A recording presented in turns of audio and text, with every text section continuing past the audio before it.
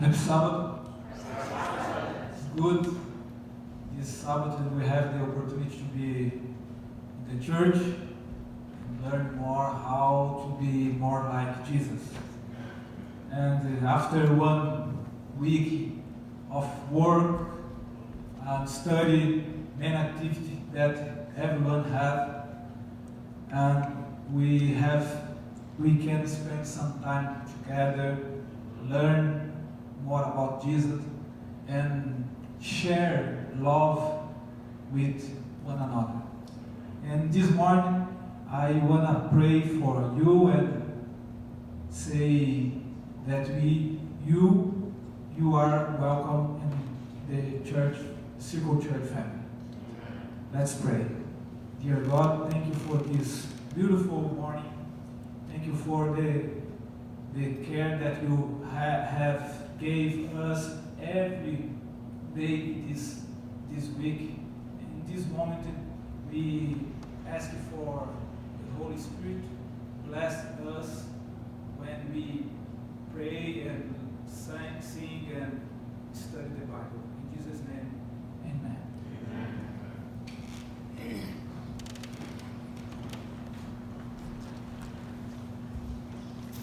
So as is our custom, we want to all stand up and greet each other.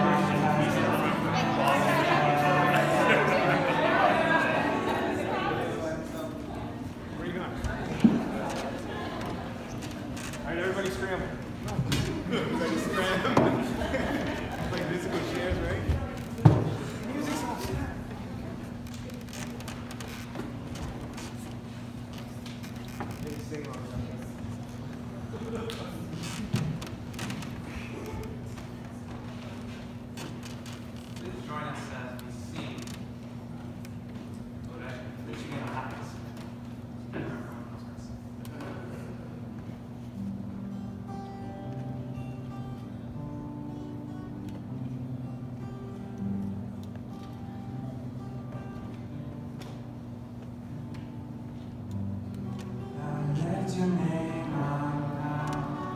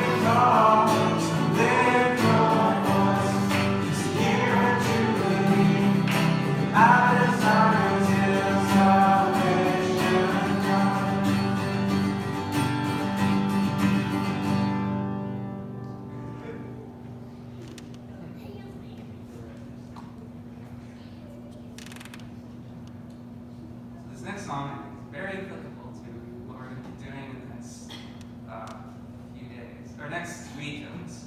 I think we're starting next week. But we'll be talking about that after church. But it's just a beautiful song. It's also a very reminder. So please join me as I sing Heaven is Cheap.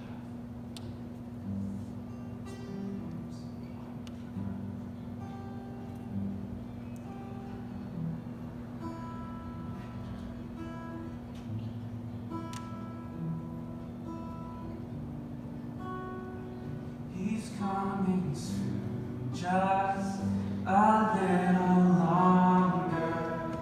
Don't be impatient, use your time wisely.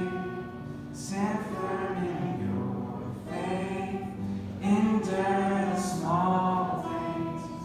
'Cause when it's over, you'll be much stronger. It's worth the effort. Oh, hallelujah.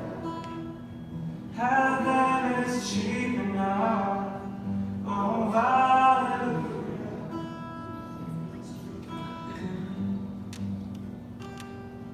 So when the doors are shut in your face, go to another. Someone is waiting to be invited to heaven's banquet.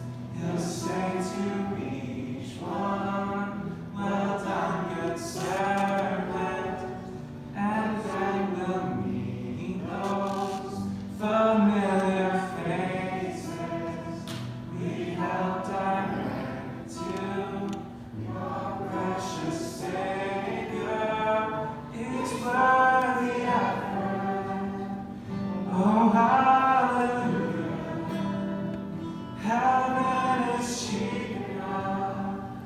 Oh, hallelujah. It's worth the effort. Oh, hallelujah. Heaven is cheap enough. Oh, hallelujah. Oh, hallelujah.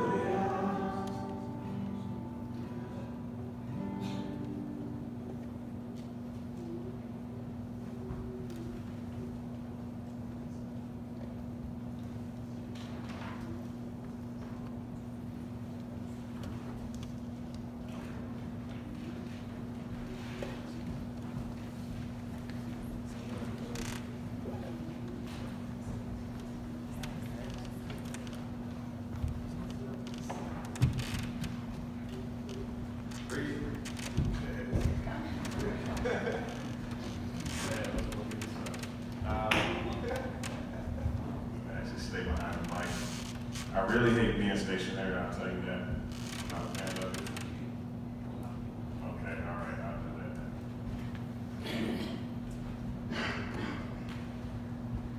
that. I just want to share how, first and foremost, difficult sometimes, Samuel, it is to share intro and not necessarily your native tongue.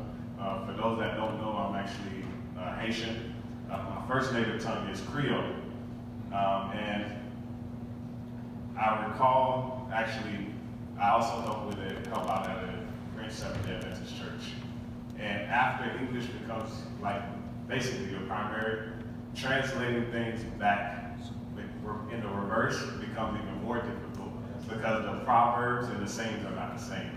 And you know, if you're a punchline preacher like myself, there's certain things when you say it, it just doesn't resonate the same way. So I just want to say that I acknowledge the fact that it takes more to do what you did. And I know that heaven rejoices in all that you do. So I just wanted to acknowledge that as well. And I also want to acknowledge you all. It takes a lot to just sit to hear somebody talk to you for 20 minutes or 35 if I go over. But I just want to put the disclaimer out there. Don't feel bad. But today, actually, I want to share with you all a piece of one of probably, there's two paramount places in my life where I came to see God in a different light. One was in our exegetical class with Dr. Reed. It was the first time I actually saw Jesus in the Bible.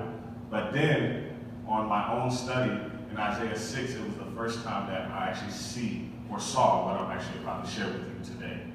So before we start, we're actually going to jump into a word of prayer. Now ask Alejandro if you can actually pray for us. And this is what I'm going to ask in your native tongue. Is that okay? All right.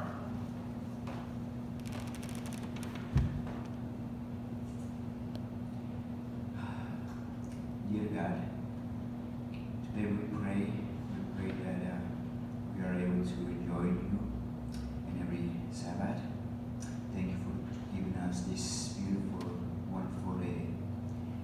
And today we pray for all of us, our families, our friends that are waiting for you and to enjoy you in heaven, and so we can be with you and we can serve you and help us to go through this day. And thank you, Lord. Thank you, dear, for being here today with this beautiful family on this simple church. In the name of Jesus, we pray. Amen. And now you got to give it to us in your native tongue. Go ahead. Bless us. Padre nuestro que estás en el cielo, en este día te pedimos que nos acompañes en este día, en este hermoso día, y te pedimos por nuestros amigos, nuestros familiares que están esperando por ti, que se acercan a ti, Señor, para que estés contigo y que próximamente podamos esperar ansiosos tu venida para que estar a tu lado y todo esto sea como tú nos los has prometido, Señor. Quédate con nosotros en este hermoso día, Señor. En el nombre del Señor Jesucristo te lo pedimos. Amén. And I thank you for that. Believe it or not, Alejandro, I used to actually be fluent in Spanish. I lost it, so all I can say now is, como dice en español, this is that. So that's all I can say. All right, but we're going to jump right into it. Thank you for praying for us. I want us to learn how to celebrate each other. There's so much diversity within our congregation and within our family. I don't want to use the word congregation, but within our family that I think we need to start celebrating and getting to know these things. So as we start, I want to actually ask you, what do you see? If we can get the PowerPoint on the screen. Tell me what you see actually once the PowerPoint comes up. Right now, what do you see? Yes, good job. We're looking. But as we're pulling up the PowerPoint, let me just go ahead and share a story with you. So there's a man that is now starting to lose his sight, right? And he takes time to try to resonate. He's like, I'm not getting old. Nothing actually is happening, but he's starting to have this problem with his sight. So he has a medical friend of his that he goes to, and he's like, I don't know what's going on, but I'm starting to lose my sight. And so the medical doctor gives him, a friend gives him some medicine to take. So he takes the medicine, and he starts to regain his sight, I remember. But what starts to also happen is he starts to lose his hearing. So he goes back to his friend, and he's like, I don't know what's going on, but I'm actually starting to lose my hearing. And so his friend gives him some medicine again. He's like, take this.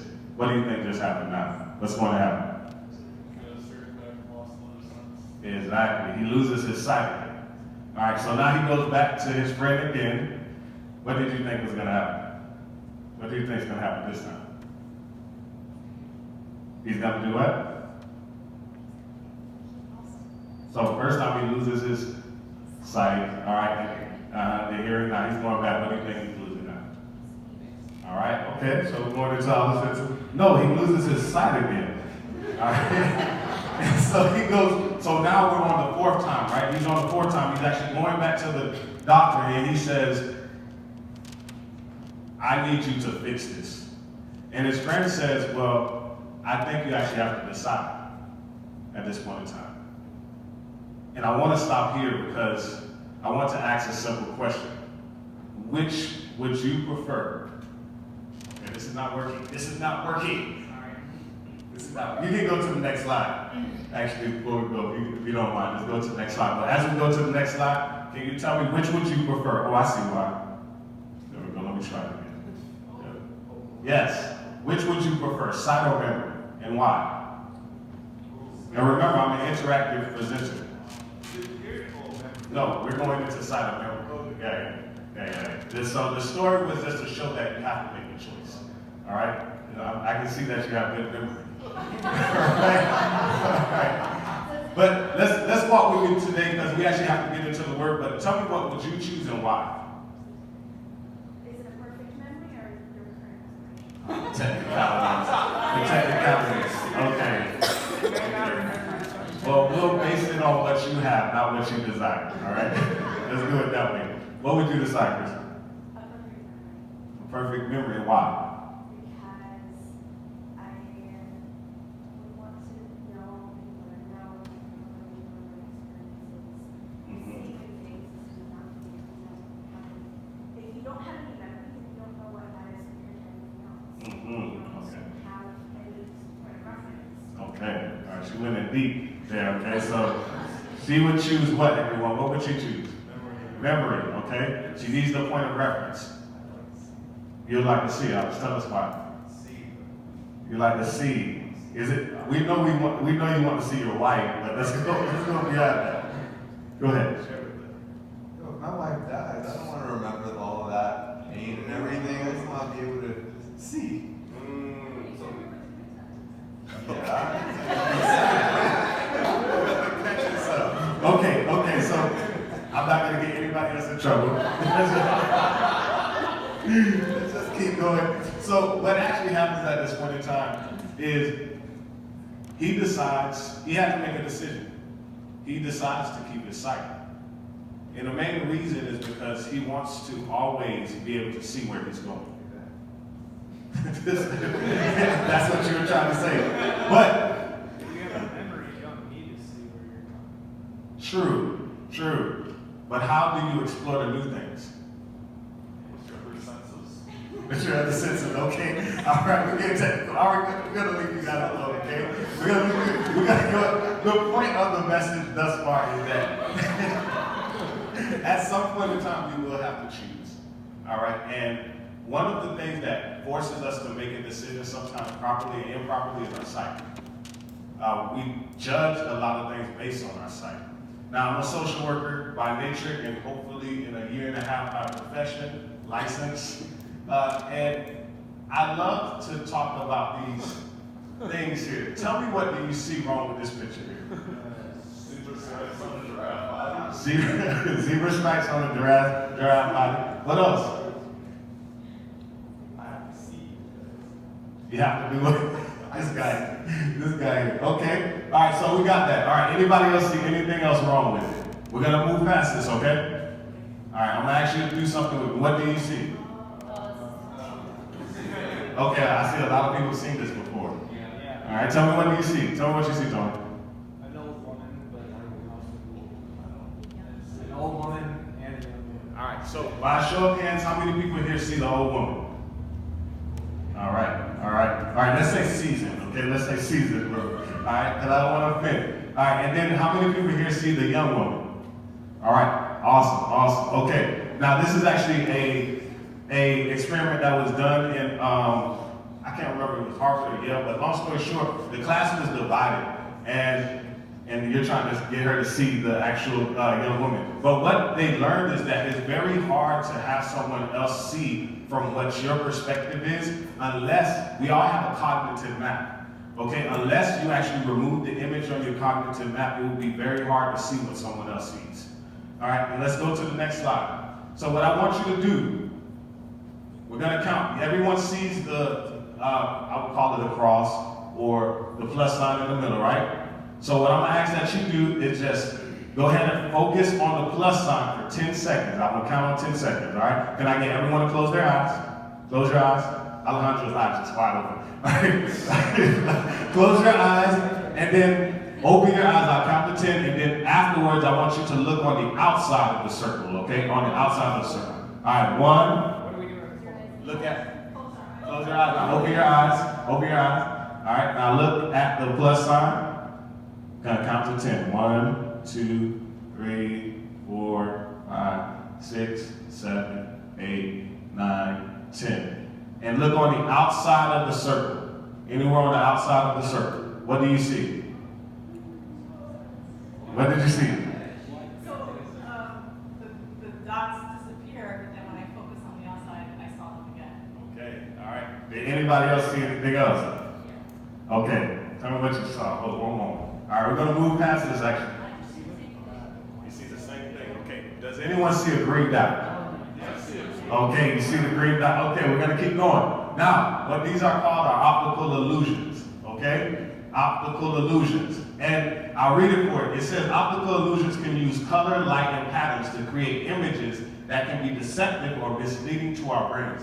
The information gathered by the eye is processed by the brain, creating a perception that in reality does not match the true image. So, a lot of times what we see may not be reality. All right? But, as we continue, I want to submit to you that there's a type of sight, when we talk about sight, we only typically think about physical sight. But there's a spiritual sight that the Bible suggests goes beyond what you can see, which is vision. Okay? So today we're actually going to take a look at a vision that the Bible gives us of what Isaiah saw. Now, before we start, I want to go ahead and start from a point of reference. All right? What do we know about Isaiah? Go ahead. Prophet, okay? He's a prophet. What else? All right. He's generally upset. Okay.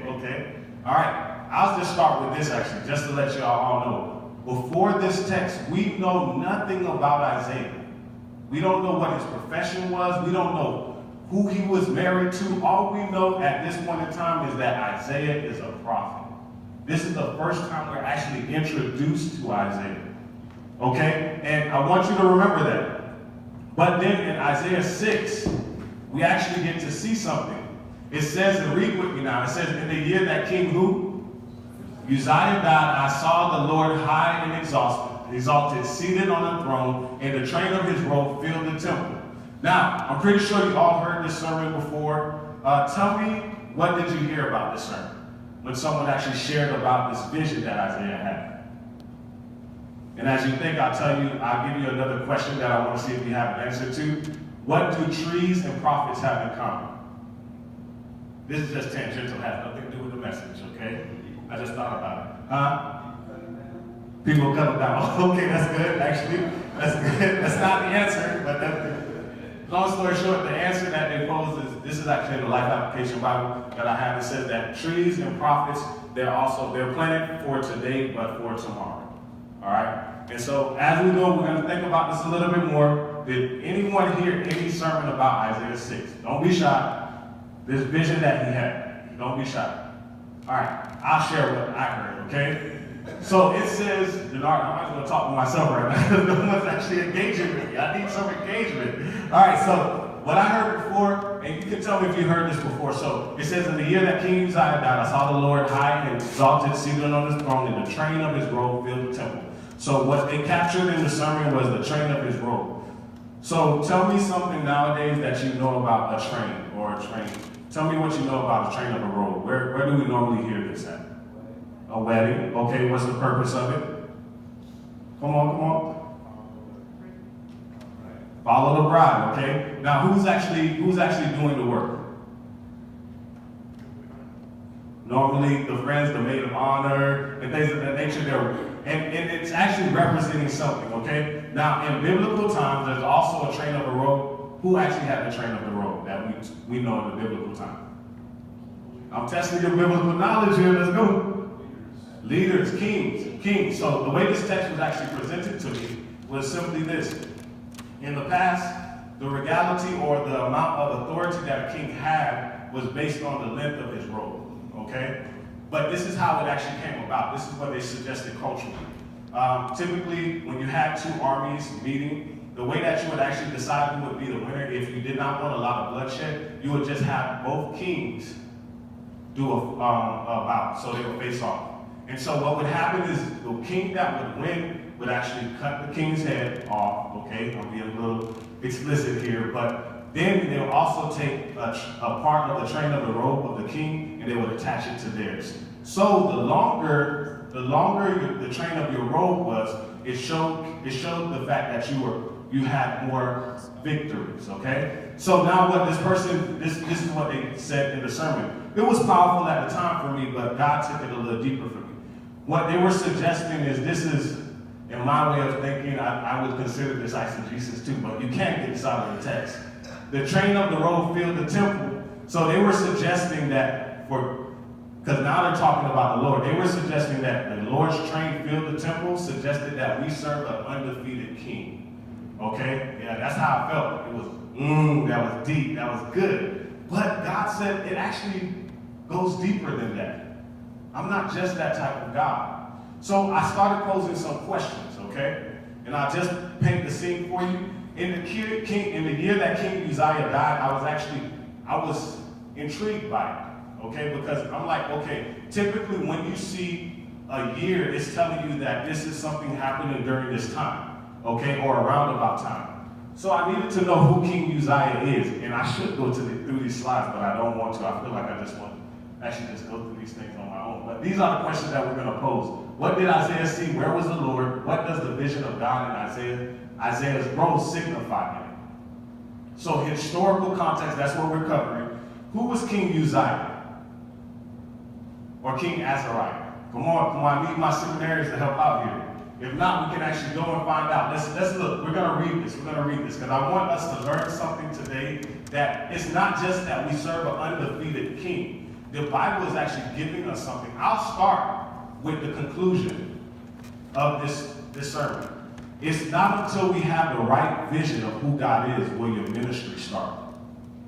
Listen to what I'm telling you. It's not until you have the right vision of who God is will your ministry start. So we knew nothing about Isaiah, so you don't have to listen to anything else. This is the conclusion of the matter. It's this: that Isaiah's ministry started at a seasoned age when he had the right perspective and view of who God is. That's the whole point of this sermon, okay? So you go to sleep if you need to go to sleep, but you got the message. All right, so now we need to know who King Uzziah is. Let's look at 2 Chronicles chapter 26, or 2 Kings 15, 1 through 7. Anybody has 2 Chronicles chapter 26? Yes, no? All right. All right, so let's actually read something that happens to him. So, long story short, there was 2 kings that reigned for 50 plus years. The first one was probably what we know as the most evil king, King Manasseh. He ruled for over 55 years. And Isaiah was also a prophet. He actually was a prophet for the longest. That's one of the things that he's known. He actually was a prophet for the span of 5 kings. So he got to see evil, good kings, evil, good king. Okay? Now, Azariah or King Uzziah was a good king. Now, anytime you read about these kings, the first text in the Bible always tells you whether or not they actually did what was right in the sight of the Lord. Okay? Another tangential message right now. Just because what you think you're doing looks good, that doesn't mean it looks good to God. Okay? All right, and what we must understand, all these kings, they were viewed by how God saw their deeds or what they did for the kingdom.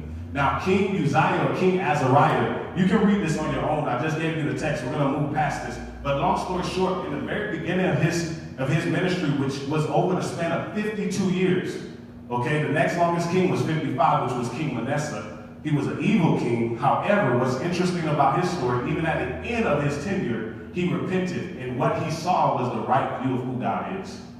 So we constantly see this theme. Now, King Azariah or King Uzziah, when we read the text, it said that he did what was right in the sight of the Lord. But what he's mostly remembered for, I'll read it actually. Let's read. Verse 16, let's jump to it. It says, "But when he was strong, his heart was lifted up to the destruction. For he transgressed against the Lord his God, and went into where? The temple of the Lord, to burn incense upon the altar of incense. And Azariah the priest went in after him, and with him 80 priests of the Lord that were valiant men.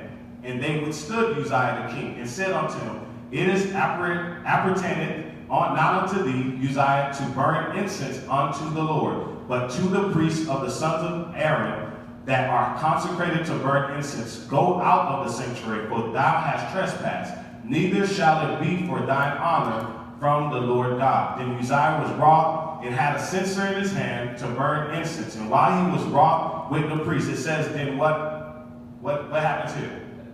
Leprosy even rose up in his forehead before the priest in the house of the Lord. So this is what we find out about a guy that actually started off good, but then he got full of himself. Okay? So what? Another tangential message we must understand. When you come to this house, this temple, you have to remember that it's not just the mindset we have sometimes is that it's mine. It's that it's ours. No, it's the Lord's.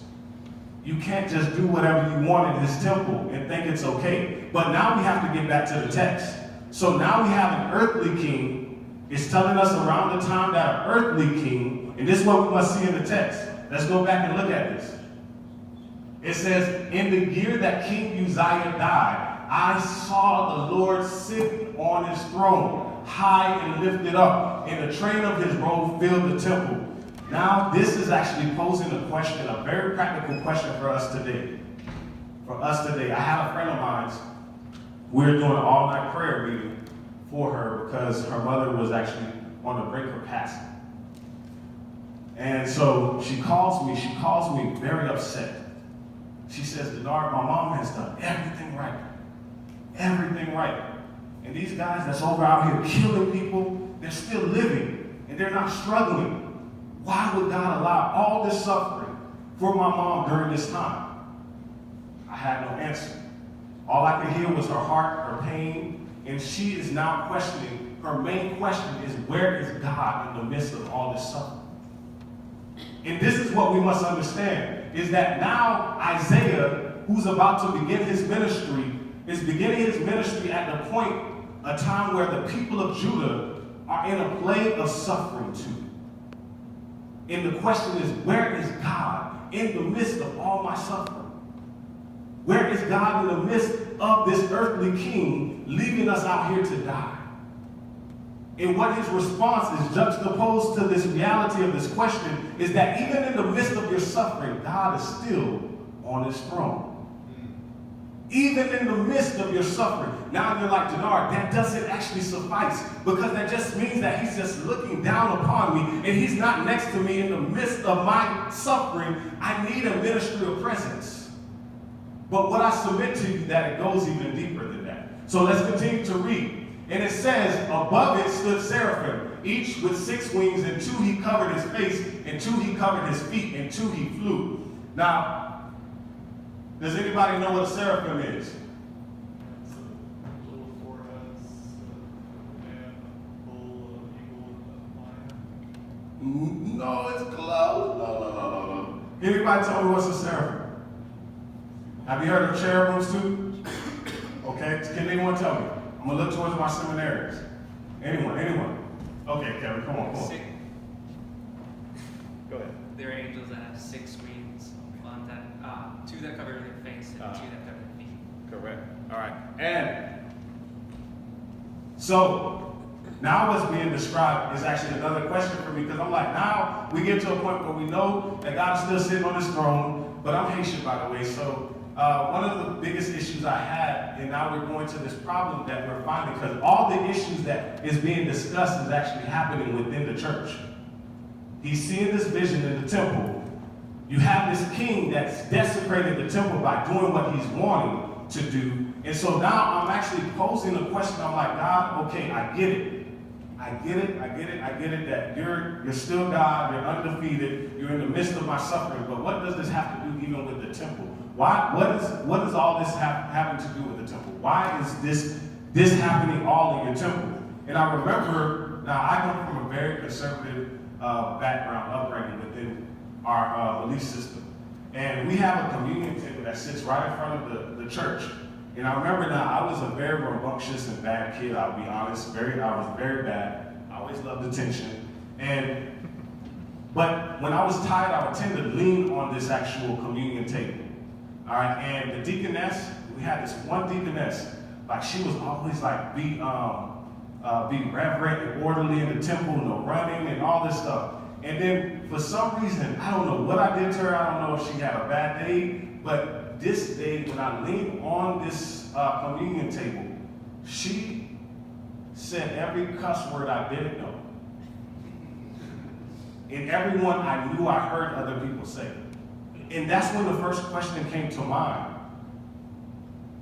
If you're telling me to be reverent in his temple, but your actions are not showing the same, your actions are not showing the same, then what are we actually seeing?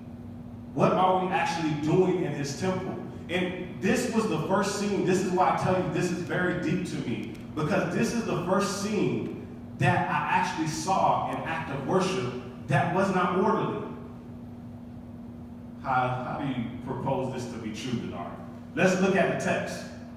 Let's look at the text, what happens. When we're reading the text, he says, I saw the Lord, and we're not even going to go there. Actually, it says, I saw the Lord, and this is what we're going to read afterwards. But he says, I saw the Lord, let's go back to the text, sitting on his throne, but look at what's going in the temple. What's happening? It says, Verse 3, read it with me. It says, one cried out to another and said, Holy, holy, holy is the Lord of hosts. The whole earth is full of his glory. And the posts of the door moved at the voice of him that cried, and the house was filled with smoke. Now, when you think about worship, let's just take a moment. When you think about worship, you do not see this scene. When you think about worship, you think about what we just did here. We have music playing, we're sitting down solemnly, but this is to be a state of chaos. But the Bible is showing us that this is actually a scene of worship. And a quick tangent, I want to share this with you. They're crying out, holy, holy, holy. The same word. I used to hate this actually. I used to hate simple songs. I wanted songs with substance. I was a Hillsong guy. Matt Meyer. I have Unspoken. I love the depth of music when the substance matches scripture.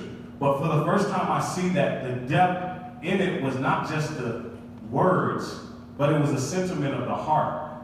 You have angels crying out, holy, holy, holy. So for my seminary, something that we learned is that in the Hebrew, repetition actually suggested intensity. So every time they were crying out holy, they're actually intensifying their mode of worship. And I wanted to ask myself, how many times do I enter into his temple and I actually sit and focus on him? And the more I focus on him, the more I get to a place to be more in love with him. But no, Denard doesn't do that. The microphone's not working today. It's too hot in the temple. And then the person's not singing to the note that I really like. The song is too repetitious. This is what's happening in the temple. But what we find is very interesting. I want to read this before I go further. It says, thus, this is by Charles Spurgeon. Thus they have 4 wings for adoration and 2 for active energy, 4 to conceal themselves and 2 which to occupy themselves in service. And we may learn from them that we shall serve God best when we are mostly deeply reverent and humbled in his presence. Veneration must be in larger corporation than vigor. Adoration must exceed activity. As Mary at Jesus' feet was preferred to Martha and her much servant, so must sacred reverence take the first place and energetic service follow in due course. So what I'm submitting to you today is pretty simple. We're about to talk about outreach actually later on today too. But you can't outreach if God is not in-reaching.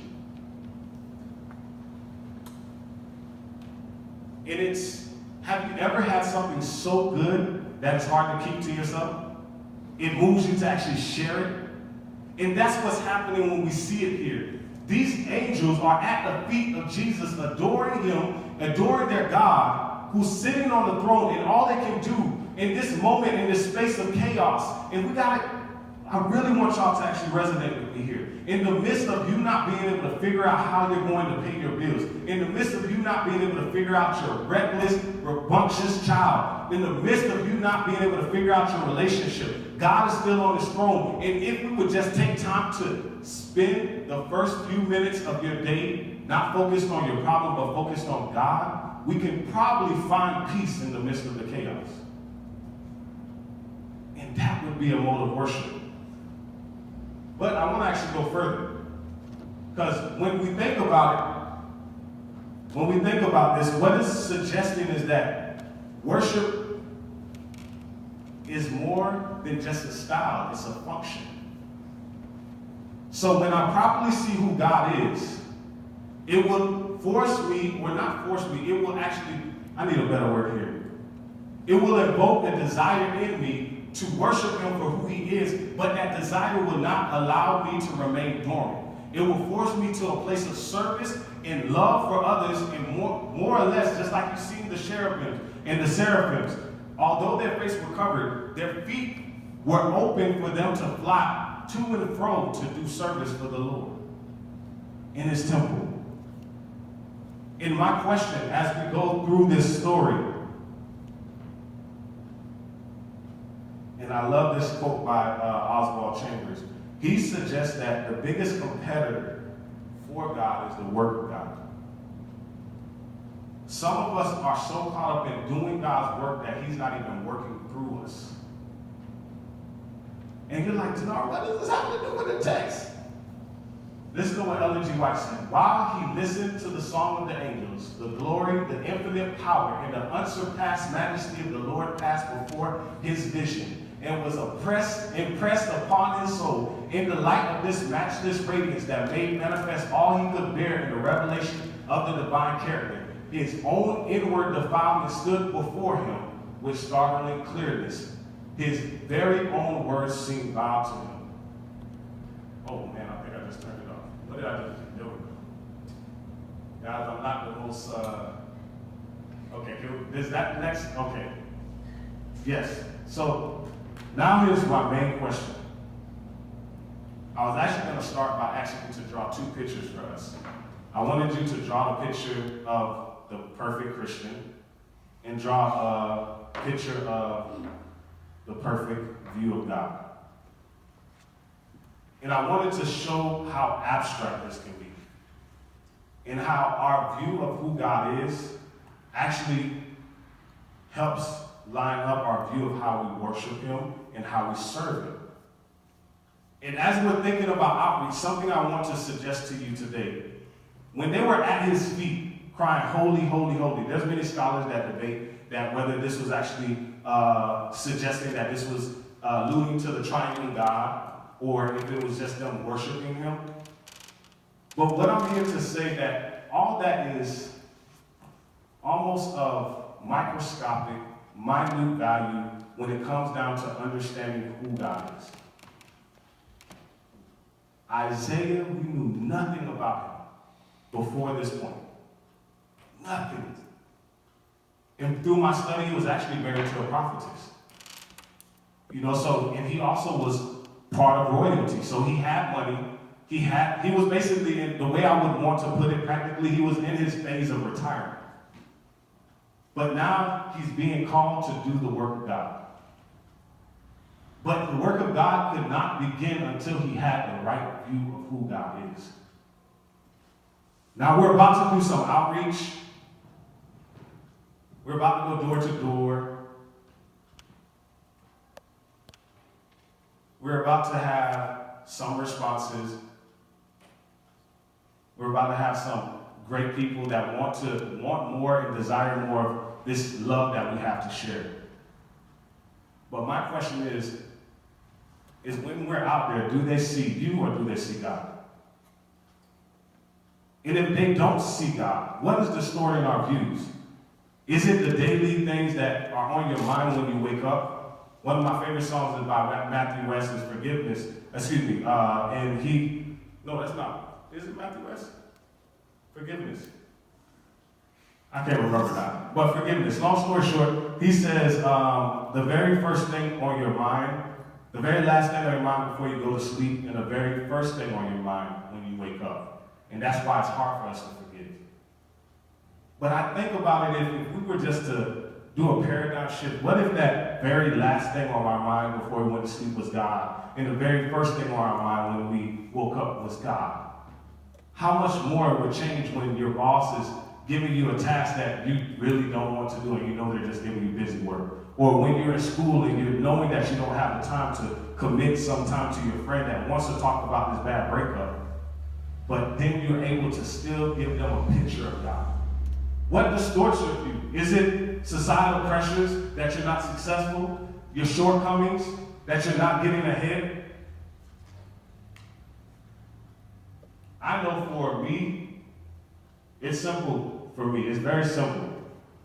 I've been in school since 2004, and I've seen my friends that cheated on me in school, in political science class, now being nominated to be in the ABA, which is the American Bar Association, to be one of the, out of all the lawyers in America, to be the 1%. Someone that I believe their intellectual capacity doesn't match mine. But I'm struggling. I may be the only one here, but I'm struggling to be happy for their happiness. And then God then corrects my view. He says if someone that could cheat on you can make it, why can't you? And Denard then, he says, why do you have to be in the picture for you to be happy for someone? And I'm here to submit to you all today as we close out.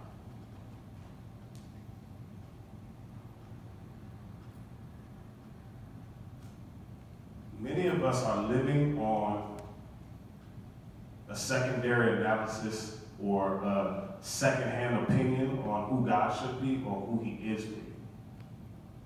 And God is simply wanting to do what he did with Isaiah. You cannot encounter God in spirit and truth and remain the same. Isaiah, when he encountered God, he realized that I am not the man that I think I am. I retired, I have a great job, I have a wife that serves God, but then he realized that God is seeking more from me. And before we close out, I want to ask you to do something simple. I want you to again close your eyes. I want you to picture a loving God. I want you to picture a God that is by your side when you wake up. I want you to picture a God that is constantly saying, Alex, I know you've been looking for that job, but there's no unemployment in my kingdom. I have more work for you to do. And I want you to picture God, Samuel, that's saying to you, my son, you're serving in this capacity, but greater works I have for you. And Laura, I want you to picture a God that says, yes, you've been homeschooling. Yes, you've been tirelessly catering to other people, but let me cater to you today. And as we close out, I just want you all to picture a God that is so personal that he will get off his throne in all that is going on in the world and tend to your one need. And there's no greater need than for us to see Jesus in our lives today. And as the hymn says, turn your eyes upon Jesus, and the things of this world will grow strangely dim. Let us pray. Heavenly Father, I just want to say thank you for your love, for your message, and most importantly, for your son. Who in the midst of chaos, suffering, still found time for us today to speak a word, to speak life into our dead situations. God, I pray for everyone that's here today. I don't know what Tim wants. I don't know what he needs. But I know that he's here because there's something that he knows that you can provide. And God, I also pray for every other individual that's here today, whether it's scholastic studies, academic progress, whether it's actually work, whether it's even family ties, relationships needed to be mended, Lord. But I pray according to your word in Hebrews 4, verse 16. Just like the angels did, we come boldly to your throne of grace so you can help us in a time of need. God, meet every need, meet every cry, so that when you come, we can cry out, holy, holy, holy. In the mighty name of Jesus we pray. Amen. And I'll share this thought before the person comes up to pray. This was actually something that blew my mind. We sang many hymns, and one of the hymn writers, Fanny, she actually wrote over 6,000 hymns. And they called her to a tent meeting. And the question that was posed to her, if you don't know, she actually was blind, had severe vision impairment at a young age. And the question that was posed to her, if this God is such a good God, why didn't you just pray for him to give you sight? And her response to the great theologian was simple. She said, because when he comes back, I know the first thing I'll see is my loving Savior's face. And that is why she wrote, now we behold him. So I pray that that's our same cry for our hearts today. Thank you.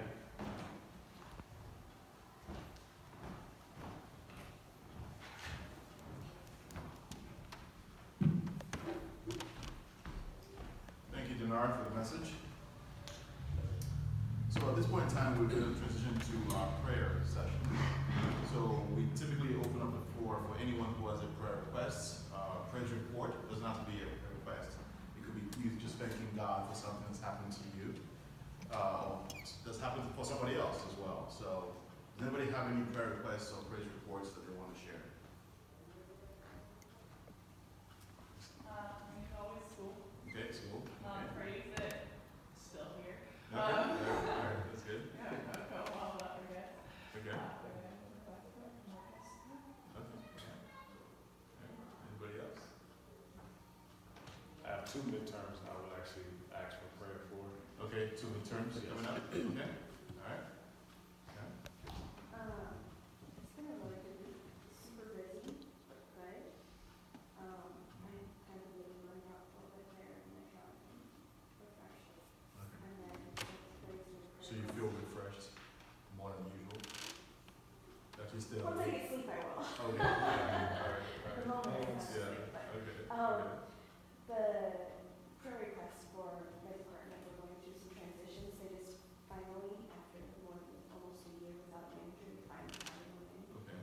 And it's complicated and emotions are running high. So just, that it's a smooth transition for us. Okay. All right. Good. Anybody else? All right. For Destiny, I just found out like last week or something that Destiny is pregnant. And so I guess help with what to say, how to be there for her. This is a really, I don't know what, I just don't know what to say half the time. So she's gonna need a lot of this. She's rather young. Yeah, All right. she's a teenager. So She comes here from time to time. She's a young lady. She lives somewhere in Osceola, right? yeah, she's went to different church. She used to go to the school, the church school and everything. Like now she goes, but so now, Well, some of us do, some don't. Yeah. well, she's been around. So she's kind of talked to me from time to time to help mentor her because Okay. her parents are not really there for her, and so I don't know how she got in this mess on her own, but she did, and so now her life is gonna be changed forever. I guess just how do I be there for her now? Okay. What's the right? Yeah. No. All right. Anyone else? For the kids and families that are going through early education in particular, Okay. Nadia's in kindergarten, Mm-hmm. and I'm getting a view on someone I've never had a view of before. She's awesome, top in class, Of course. but you see the other kids and you see the things they're going through, wins and losses, and it all gets channeled into the same thing very, very quickly. And it's almost like everybody knows it's a very chaotic social juncture, but everybody's kind of agreed, like, nobody panic. Even though this kid's dad just died in an accident 2 weeks ago, even though this kid is in the middle of moving between apartments and stuff, and moms don't know where they're gonna end up. This one over here is doing great, and doesn't understand why she's in a room with these other 25 kids. Yeah. All that's gotta find a common point of sanity. Sometimes it's like, well, fake, but yeah, it's important. Okay, Mr. Jones. Yeah. Right? It's crazy. But just remember, they get to see every aspect of life. They get to learn how to deal with all kinds That's of where we It's a kind of good- opted for that too, so yeah, hopefully it stays on the rails. Okay.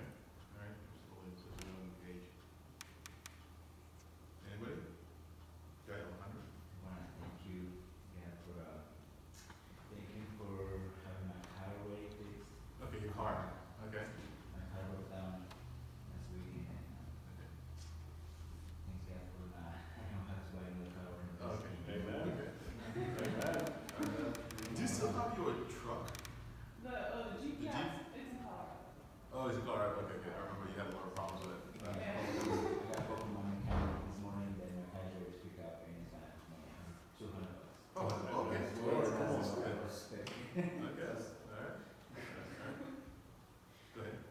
Oh, you just, yeah, thank God. Okay, okay. All right, anybody else?